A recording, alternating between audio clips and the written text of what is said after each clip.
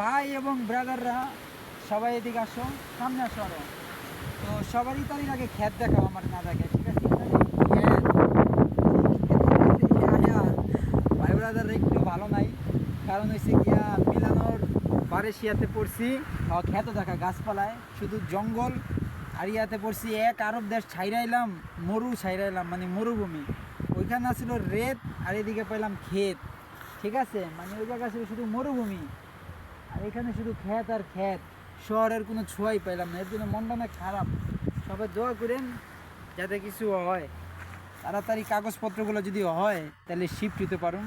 আর যদি কাগজপত্র না হয় তাহলে হইছে 12 কত হয়, 24টা বাজে যাবে এখানে থাকলে, ঠিক আছে? সবাই দোয়া করেন। আর এখানে হইছে গিয়া কোনো কাজও নাই, এই যে এলাকায় পড়ছি মানে কোনো কাজ কাম, মানুষ ইতালিতে আয় কে টাকা কামাইতে, তারপর উপভোগ করতে, মানে এখানে টাকাও কামাইতে পারো না, কোনো উপভোগও করতে পারো না, কারণ গ্রাম তো, বুঝছেন?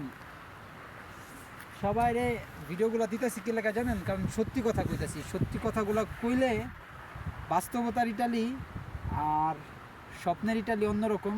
কারণ আমরা স্বপ্নের ইটালিতে যাইতে হইলে রুম শহরে যাইতে হইব, আরও সামনে রুম শহরে যাইতে হইব, তারপর মন্ডায় কয়, তারপর মিলানো মেন সিটিতে বা ভ্যানিস, এই সব জায়গা হচ্ছে বাস্তবের সিটিতে। আর এখানে